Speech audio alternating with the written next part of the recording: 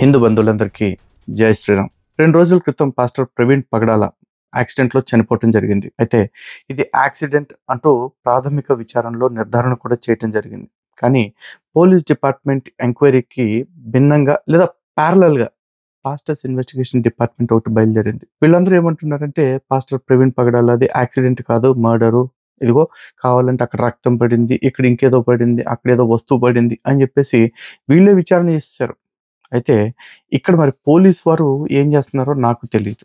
ఎందుకంటే police department వాళ్ళు press మీట్‌లో చెప్పినప్పుడైతే చక్కగా వాళ్ళ క్లూస్ టీమ్ వెళ్ళిందన్నారు. ఇన్వెస్టిగేషన్ టీమ్స్ వెళ్ళినాయి అన్నారు. అందరూ కలిపి దాన్ని అక్కడ కావాల్సిన ఆధారాలన్నీ సేకరించారని అన్నీ చెప్పడం జరిగింది. ఇన్ని చెప్పిన తర్వాత కూడా వీళ్ళు ఇదిగో కాదు కాదు ఇలా జరిగింది, అలా జరిగింది అంటూ ప్యారలల్ పోలీసింగ్ చేస్తా వచ్చారు. చివరికి ఇప్పుడు ఎట్లా అయిపోయారంటే ఒకవేళ పోస్ట్‌మార్టం రిపోర్ట్‌లో కావచ్చు, లేకపోతే ఇతరత్ర చోట్ల కావచ్చు, ఈ కారణంగానే ప్రవీణ్ పగడాల చనిపోయాడు యాక్సిడెంట్ అంటే కూడా వీళ్ళు యాక్సిడెంట్ కాదు మర్డరే. మీరే కావాలని మోసం చేస్తున్నారు, అబద్ధాలు చెప్తున్నారంటూ ప్రభుత్వాన్ని బ్లేమ్ చేసేలాగా కూడా తయారైపోయారు. ఆఫ్‌కోర్స్ ప్రభుత్వాన్ని బ్లేమ్ చేస్తారా అంటే మేబీ రాజకీయ కారణాలు ఏమన్నా ఉంటే ఉండుండొచ్చు. కానీ ఇక్కడ హిందూ సంఘాలను కూడా బ్లేమ్ చేయాలని చెప్పేసి తయారైపోయారు. అందులో మరీ పర్టిక్యులర్‌గా నన్ను, కరుణాకర్ గారిని బాగా టార్గెట్ చేసేస్తా ఉన్నారు. అయితే అది ఎవరు టార్గెట్ చేస్తున్నాడు, ఎందుకు టార్గెట్ చేస్తున్నాడు ఇవన్నీ కూడా మీకు చూపిస్తా. కానీ దానికంటే ముందు ఈ గాడిద కొడుకులు ఎవడైతే వాగుతా ఉన్నాడో వాడికి చెప్తున్నా, అరే సన్నాసులారా గుర్తుపెట్టుకోండి. ప్రవీణ్ పగడాల మాత్రమే కాదు, ఇంకా చాలా మంది పాస్టర్లు మా హిందూ గ్రంథాలని ప్రశ్నిస్తున్నారు, అవమానిస్తా ఉన్నారు. అలా అవమానించిన వాడినో లేకపోతే ప్రశ్నించిన వాడినో చంపుకుంటూ వెళ్ళాలి అంటే చాలా పెద్ద లిస్టే అవుతది. కానీ ఏ హిందూకి అటువంటి ఆలోచన రాను కూడా రాదు. కారణం ఏంటంటే మేము యుద్ధం చేయడం తెలిసిన వాళ్ళం.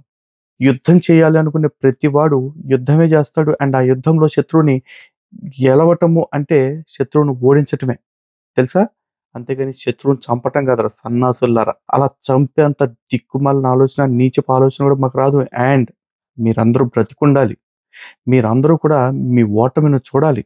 మీరు ఏదైతే అబద్ధాన్ని ప్రచారం చేస్తూ సనాతన ధర్మాన్ని అవమానిస్తూ ఈ దేశంలో మత మార్పిడి చేస్తున్నారో, ఆ మత మార్పిడులు ఈ దేశంలోనే కాదు యావత్ ప్రపంచంలో కూడా బూమరాంగ్ అయిపోయి మీకు తిరిగి కొట్టాలి. ప్రతి మతం మారిన వాడు కూడా క్రైస్తవ్యాన్ని విడిచిపెట్టి తిరిగి స్వధర్మంలోకి వచ్చేలాగా చేయాలి అన్నదే మా సంకల్పం. మేము అలాగే చేస్తాం కూడా. అంతేగాని చంపితే ఏమొస్తదిరా? ఏమీ రాదు. అండ్ ఫస్ట్ ఆఫ్ ఆల్ చంపాలన్న తిక్కుమాలిన ఆలోచన మాకు లేదు. కానీ ఇక్కడ మీ నీచపు ఆలోచనలు. ఎవడైతే చనిపోయాడో ఆ ప్రవీణ్ పగడాల స్వయంగా పోస్టులు పెట్టుకున్నాడు.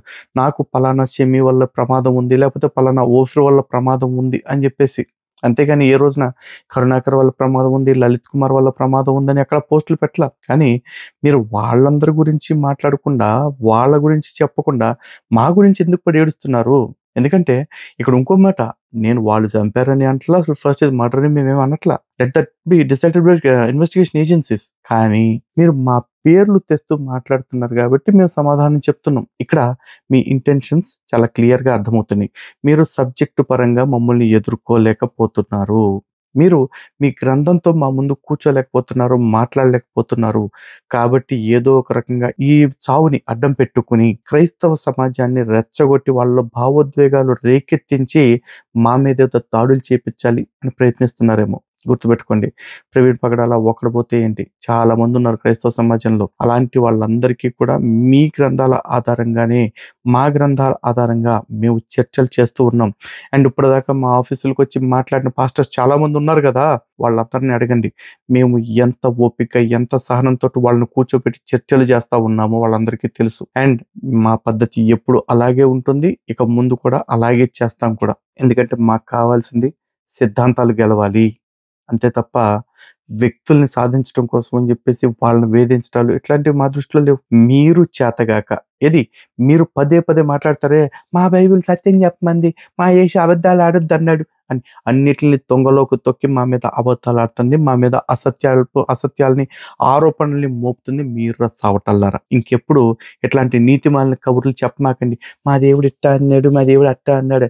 మీ దేవుడు చెప్పిన ప్రతి దాన్ని మీరు తొంగలోకి తొక్కుతున్నారు. బొంగులోది ఈ మాత్రం దానికి మళ్ళీ ఎందుకురా సొల్లు కబుర్లన్నీ చెప్తా ఉన్నారు. పైపెచ్చు ఇక్కడ ఒక్కసారి ఈ వీడియో చూడండి. మేము ఎన్నో ప్లెంటీ ఆఫ్ కంప్లైంట్స్ ఇచ్చాం. సైబర్ సెక్యూరిటీలో కానీ, లేకుంటే ఇక్కడ ఉన్న పంజాగుట్టలో కానీ, కోంపల్లిలో కానీ, లేదా ఆలేరులో కానీ అనేకమైన కంప్లైంట్స్ 2 తెలుగు రాష్ట్రాల్లో ఈ యొక్క మతోన్మాదుల మీద మేము కంప్లైంట్స్ ఇస్తే కూడా ఎవరు కూడా రియాక్ట్ అవ్వలేదు. ఇప్పటిదాకా యాక్షన్ కూడా తీసుకోలేదు. దీనికి ఖచ్చితంగా ప్రవీణ్ పగడాల గారు చనిపోవడానికి కారణము కరుణాకర్ సుగుణ ఫ్రమ్ శివశక్తి, అమారా ప్రసాద్, మూడోది లలిత్ కుమార్ ఓపెన్ గా రెడ్ టీవీలో ఆయన బహిరంగంగా పిలిపిస్తా ఉన్నాడు ఏంటంటే ఏ క్రైస్తవుడు సువార్తకు వచ్చినా కూడా వారిని తరిమి కొట్టండి. ఓపెన్ గా హిందూ జనశక్తి కుమారు ఇప్పుడు అమెరికాలో ఉన్నారు, కాలిఫోర్నియాలో. వాడు ఓపెన్ గా రెడ్ టీవీలో ఇచ్చిన స్టేట్మెంట్ ఏంటంటే క్రైస్తవులను కొట్టండి. ఇప్పుడు నేనేమనాలి, ఈ వీడియో చూసి తన అనుచరులు రెచ్చిపోయి ప్రవీణ్ పగడాల గారు చూస్తున్నారు కదా ఇప్పుడు ఏమంటున్నాడు, ఆల్రెడీ రెడ్ టీవీ వేదికగా నేనంట క్రైస్తవుల్ని సువార్త చేస్తుంటే కొట్టండి అన్నానా? తప్పుడు నా కొడకల్లారా, ఒక్కొక్కడికి నీతి మళ్ళీ మాటలు మాట్లాడటం బాగా అలవాటైపోయిందిరా. ఆ రెడ్ టీవీలో కాదు ఏ టీవీలో మాట్లాడినా సాటును మాట్లాడాల, ఓపెన్ గా మాట్లాడా. అండ్ నౌ మళ్ళీ చెప్తా ఉన్నా, గుర్తుపెట్టుకోండి, సువార్త పేరుతోటి హిందువుల ఇళ్లకొచ్చి హిందూ దేవీ దేవతల్ని అవమానించి ఎవరినైనా సరే మన ఇంట్లోంచి తరిమి కొట్టండి. మన వీధుల్లోకి వచ్చి మన దేవీ దేవతలను అవమానిస్తుంటే తరిమి కొట్టండి. ఎందుకంటే మత ప్రచారపు స్వేచ్ఛ అనేది వాడి మతాన్ని చెప్పుకోవటానికే తప్ప మన దేవీ దేవతల్ని కించపరచడానికి కాదు. ఇక్కడ ఇంకా చాలా మాటలు మాట్లాడేస్తున్నాడు. మనం ఏదో రెచ్చగొట్టేయటం వల్ల మన కార్యకర్తలు చేశారు, లేకపోతే వాళ్ళు చేశారు, వీళ్ళు చేశారు అని చెప్పేసి. మళ్ళీ చెప్తున్నాం, మేము సిద్ధాంతాన్ని మాత్రమే గెలవమంటున్నాం, వ్యక్తుల్ని కాదు. ఎస్. అండ్ ఇంకొకటి చూడండి ఇక్కడ ఏమంటున్నాడు. మార్నింగ్ ఇదే రాజమండ్రిలో ఒక ఈ అది నేను ఆ వీడియో చూసిన. ఆ వీడియో చూసిన హాఫ్ అన్ అవర్లోనే అన్న ప్రవీణ్ పగడాల అని చనిపోయినట్టు వచ్చింది. ఈ విషయము కరుణాకర్ సుగుణగానికి ఎట్లా తెలిసింది? అలా అమెరికాలో తిరుగుతున్న లలిత్ కుమార్ గారు ఎందుకు పోయిండు అమెరికాకు? మన అమ్మ సొత్తు అమెరికా, మన అయ్య సొత్తు అమెరికా. భారతదేశంలో 75 సంవత్సరాల నుంచి కలిసి ఉన్న ఈ భారతదేశంలో అందరం అన్నదమ్ములాముగా హిందువులు ఒరే అసలు నువ్వు మనిషి పుట్టకు పుట్టావా, గొడ్డు పుట్టకు పుట్టావా, ఏం మాట్లాడుతున్నావురా? ఇప్పుడు నేను అమెరికా రావటానికి అక్కడేదో జరగటానికి ఏమన్నా సంబంధం ఉందా? అమెరికా అనుకుంటే ఇప్పుడు అనుకుంటే అరగంటలో వచ్చేది కాదురా. కనీసం ఒక 6 నెలల ప్రాసెస్ ఉంటుంది. నేను వీసా అప్లై చేసుకోవాలి, వీసా రావాలి, టికెట్ బుక్ చేసుకోవాలి, ఇక్కడికి రావాలి. అండ్ మోర్ ఓవర్ నేను అమెరికా వచ్చిన విషయం నీ అబ్బా నువ్వు కనిపెట్టింది కాదురా. నేను ఓపెన్గా చెప్పుకున్న ఫేస్బుక్లో, యూట్యూబ్లో వచ్చానని చెప్పేసి. నేను ఎందుకు వచ్చాను నాకు తెలుసు. నేను అమెరికా వచ్చినా, నేను ఆఫ్రికా పోయినా, అండమాన్ పోయినా, నేను ఫస్ట్ భారతీయుండ్రా. తిరిగి మళ్ళీ ఎప్పటికైనా భారతదేశమే వస్తా. ఇక్కడ సెటిల్ అయిపోవటానికి రాలా. అండ్ మోర్ ఓవర్ ఇక్కడ వ్యవస్థల్లో ఏం చచ్చుబడిపోలేదు. అర్థమైందా? ఒకవేళ నిజంగా నేరంలో నా పాత్ర ఉంటే అమెరికాలో కాదు, ఈ ఎక్కడ అండమాన్లోనో ఆఫ్రికాలో ఉన్నా కూడా పట్టుకొస్తారు పోలీసులు. ఎందుకంటే అక్కడ ఎంత పోలీసులు ఉన్నారు, ఇక్కడ అంతమంది పోలీసులే ఉంటారు. వాళ్ళకి వీళ్ళకి అందరికీ కూడా ఆర్థిక సంబంధాలు, దౌత్య సంబంధాలు అన్నీ ఉంటాయి. అందులో నేరస్తుల్ని పట్టించే సంబంధాలు కూడా ఉంటాయి. ఒకవేళ నేను నేరం చేసినట్టుగా నిరూపణ అయితే ఆడు ఈడు పట్టించడం ఏంటి? నేనే వచ్చి లొంగిపోతా. ఎందుకంటే భారతదేశపు చట్టాలని గౌరవించే అత్యంత విశ్వసనీయమైన పౌరుల్లో హిందువులమైన మేం కూడా ఉన్నాం కాబట్టి. అయినా అమెరికా నీ అబ్బ జాగిరా, నీ అమ్మ జాగిరా అంటున్నావు. ఒరా అదే అమెరికా వీసా ఇచ్చినోడికి నన్ను ఇక్కడ దింపినప్పుడు ఇమ్మిగ్రేషన్ వాడికి ఉండాలిరా, వాళ్ళకి తెలీదా? అయినా ఇంకో దేశం పోవాలంటే అమ్మ జాగిరో అబ్బ జాగిరో అవ్వాలంటే మీరందరూ భారతదేశంలో ఏ జాగిరు అనుకుని ఉంటున్నారా? సిగ్గులేని అదవల్లరా. అంటే అమెరికా వచ్చినంత మాత్రాన అక్కడ మర్డర్ చేసినట్టు, కుట్రలు చేసినట్టేనా? కరుణాకర్ సుగుణ పోస్ట్ పెట్టాడు, కరుణాకర్ సుగుణ పోస్ట్ పెట్టాడు. ఏం పోస్ట్ పెట్టాడు, ఎక్కడ పెట్టాడు, ఆ లింక్ ఎక్కడ ఉందో తీసి పెట్టండి. ఒక్కడన్నా ఊరికే చీకట్లో ఏదో బాణం వేసేస్తాము, లేకపోతే బట్ట కాల్చి ముఖాన్ని వేసేస్తాం, మీరు తుడుచుకుండా కూర్చోండి. పిచ్చగా ఉందా ఒక్కొక్కడికి. అయినా మా మీద పడి ఏడ్చే బదులు ఒక్కసారి వీడియో చూడు. నేను భయంకరంగా డ్రగ్స్ వాడేవాడిని. పొద్దున్న నుంచి సాయంత్రం వరకు అదే పని నాకు. భయంకరంగా కొట్లాటల్లో తిరిగేవాడిని కడపలో. ఎంతసేపు కత్తులు, బాంబులు, అవి రివాల్వర్లు, వాడిని కొట్టాలి, వీడిని కొట్టాలి, అక్కడ కొట్టాలి, ఇక్కడ పోవాలి, ఆ మర్డర్ కేసు, ఇది కేసు, ఇది నా బతుకు. ఇట్లే ఉండేవాడిని. ఒకరోజు ఒక కేసులో పడితే ఆ కేసు నుంచి మా అక్క విడిపించింది. మా అక్క సిఐ ఆ ఊరికి. మా అక్క విడిపిస్తే కొన్ని రోజుల తర్వాత కడప విడిచిపెట్టి వచ్చేసినాను హైదరాబాద్. చూశారు కదా, మరి అట్ట గంజాయి పీల్చుకుంటా, మందు కొట్టుకుంటా, దమ్ము కొట్టుకుంటా, ఆడిని ఈయన్ని గన్నులతోటి, కత్తులతోటి కాల్చుకుంటా తిరిగి అన్నాడు. ఎవడున్నాడో పాత శత్రువులు ఎత్తుక్కోండ్రా. అట్టంటి వాళ్ళందరినీ వదిలేసి మా మీద పడి ఎందుకు ఏడుస్తారు? పైగా ఈ ప్రవీణ్ పగడాల స్వయంగా చెప్పాడు, షమ్మి చంపేస్తా అన్నాడు, నరికేస్తా అన్నాడు, దయచేసి నన్ను సంపొద్దు, నా మీద ఫత్వాని ఉపసంహరించుకోండి అని అడుక్కున్నాడు. కాబట్టి అటువంటి వాళ్ళని ఎవరైనా ఉంటారో వాళ్ళ విషయంలో మీరు ఎంక్వైరీలు చేసుకోండి. కానీ హిందువులమైన మా పరిస్థితి ఎట్లా ఉంటుందో తెలుసా? మాకు ఏ వ్యక్తినైనా సరే యుద్ధాన్ని గెలవాలనుకుంటాము. గెలవటము అంటే ఓడించటం మాత్రమే, చంపటం కాదు. అర్థమైందా? అండ్ ఇంకోటి, ఇప్పుడు చనిపోయిన తర్వాత చాలామంది పోస్టులు పెట్టారు. ఈడు సస్తే బాగుండు, ఆడు సస్తే బాగుండు అంటున్నారు. అరే రాముడిని, కృష్ణుడిని, మా దేవతలను అవమానించాడు కాబట్టి ఏదో కోపంలో అంటారు, అనుకుంటారు, శాపనార్థాలు పెడతారు. అంతేగాని చంపేంత సీన్ ఎవ్వరికీ లేదు. చంపే ఉద్దేశము లేదు. అలాగే చచ్చిపోయిన తర్వాత మా బోటి వాళ్ళ సంగతి చెప్తున్నా. ఆ రామాయణం ఆధారంగా చూసుకుంటే మా రాముడు చెప్పిన మాట మరణాంతాన్ని వైరాణి అని చెప్పేసి. అంటే ఒకడు చనిపోయాడు అంటే వాడితో పాటే ఆ శత్రుత్వం కూడా చనిపోతుంది అని చెప్పేసి. అలా అని చెప్పి ఈడు చచ్చిపోయిన తర్వాత ఏడుస్తా కూర్చుంటామా? లేదు. కారణం ఏంటంటే మా భగవద్గీతలో శ్రీకృష్ణ పరమాత్మ చెప్పారు. అశోచ నవ్యశోచత్వం ప్రజ్ఞా వాదాంస భాషసే అని చెప్పేసి. అంటే ఏదో పెద్ద మేధావిలాగా చెప్తున్నావు గానీ, అనవసరమైన వాళ్ళు ఎవరైతే ఉంటారో అలాంటి వాళ్ళ గురించి నువ్వు ఏడవాల్సిన అవసరం కూడా లేదు అని చెప్పేసి స్వయంగా శ్రీకృష్ణ పరమాత్మ చెప్పారు. మా దృష్టిలో ఈడు కూడా అనవసరమైనోడే. అందుకే ఏడవట్లేదు. అందుకే సానుభూతి కూడా చూపించట్లా. ఎందుకంటే మా సీతమ్మ తల్లిని, మా రాముడిని, మా దేవతల్ని అవమానించినోడి దగ్గరికొచ్చేసి అయ్యోయ్యోయ్యోయ్యోయ్యో చచ్చిపోయావా అనేంత మాకు అవసరమే ఉంది. మా దృష్టిలో అసలు ఆళ్ళు మనుషులే కాదు. మా లెక్కలో లేరు వాళ్ళు. అయిపాయే. ఇక సందట్లో సడేమియాలాగా ప్రతి నా డాష్ గాడు వచ్చేసి ఆ! సానుభూతి కొట్టేయాలని చెప్పేసి, లేకపోతే అటెన్షన్ పాలిటిక్స్ ప్లే చేసి ఇష్యూ మొత్తం వాడి వైపు డైవర్ట్ చేసుకోవాలని చెప్పేసి, అందులోను ఈ గజ్జిగాడు ఉన్నాడు, ఆడి పేరేంటి అజయ్ బాబు గాడు. ఆడైతే మరీ పోరంబోకు. ఈడు ఎంత దిగజారిపోయాడు చివరాఖరికి అంటే వాడికి వాడే. అయ్యో కామెంట్‌లో ఎవడో పెట్టారంట, దాన్ని పట్టుకొని ఇప్పుడు ప్రవీణ్ పగడాల అయిపోయింది, నెక్స్ట్ నువ్వే అని చెప్పేసి నాకు వార్నింగ్‌లు ఇస్తున్నారు. ఒరేయ్! నువ్వు నిన్ను నువ్వు చాలా ఎక్కువ ఊహించుకుంటున్నావురా బాబు. నువ్వు వీధి కుక్కకి ఎక్కువ, గజ్జి కుక్కకి తక్కువ. ఆ! నిన్నెవర్రా చంపేది? నీ జోలికి ఎవర్రా వచ్చేది? అసలు నిన్నసలు మనిషిగా ఎవడు లెక్కేస్తున్నాడు చెప్పు? ఆ!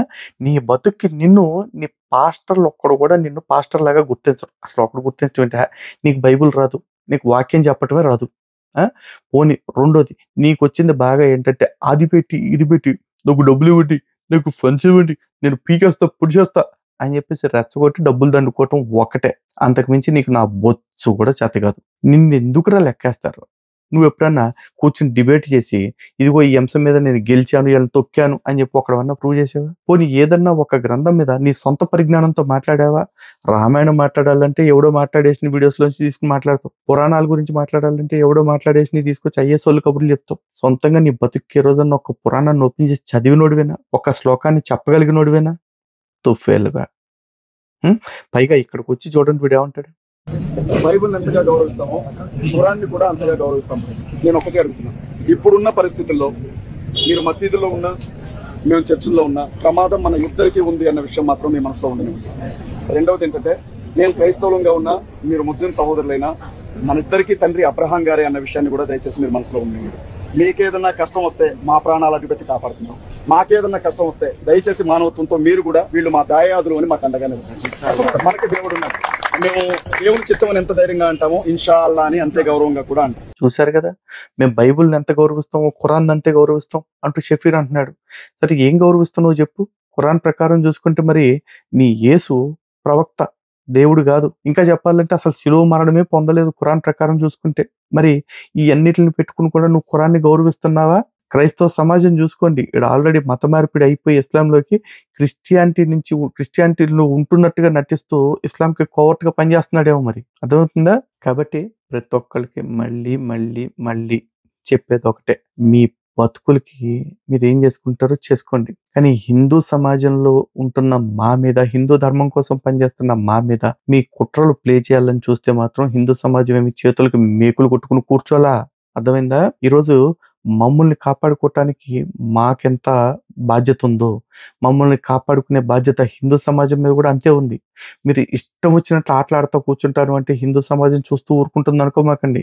మీరు పైపెచ్చి ఒక్కటే మాత్రం స్పష్టంగా అర్థమైపోతుందిరా, ఎంతకాలం మీరు చెప్తున్న క్రీస్తు ప్రేమ, సత్యం, బొంగు, బొచ్చు ఇవన్నీ కట్టుకథలని మాత్రం అర్థమవుతుంది. అంటే చివరికి మమ్మల్ని గెలవలేక అబద్ధాలు ఆడటం, మోసాలు చేయటం, అన్నిటికీ బరితెగించేశారు మీరు. ఇంకెప్పుడు మీరు మా బైబిల్‌లో నీతుంది, మా బైబిల్‌లో మా అబద్ధం చెప్పొద్దని ఉంది, ఆవకాయ బద్ద ఉంది, ఇట్లాంటి మాటలు మాట్లాడమాకండి. అర్థమైందా?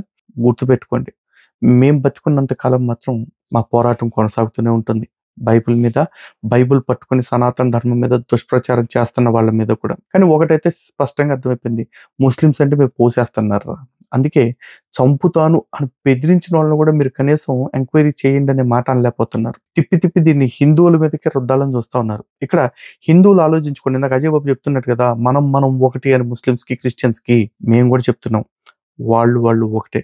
ఈ దేశంలో ఒంటర్లు ఎవరైనా ఉన్నారు అంటే హిందువులు మాత్రమే. హిందువుల్ని ఒంటర్లను చేసి, హిందూ నాయకుల్ని ఈ విధంగా కేసుల్లో ఇరికించేసి, తప్పుడు కేసుల్లో ఇరికించేసి వాళ్ళ పబ్బం గడుపుకోవాలని చూస్తున్నారు, వాళ్ళ నోళ్లు మోయించాలని చూస్తున్నారు. మా గళం మూత పడితే వీళ్ళ ఆటలు ఇంకెంత రెచ్చిపోతాయో, వీళ్ళు ఎంత స్థాయిలో రెచ్చిపోతారో మీరే ఆలోచించుకోండి. సో హిందూ బంధువులారా, మళ్ళీ చెప్తున్నాను, మేము ఎప్పుడైనా యుద్ధం చేసేది గెలవటానికి, ఎవరిని చంపటానికి కాదు. సత్యమేవ జయతే. జై శ్రీరామ్. భారత్ మాతా కీ జై.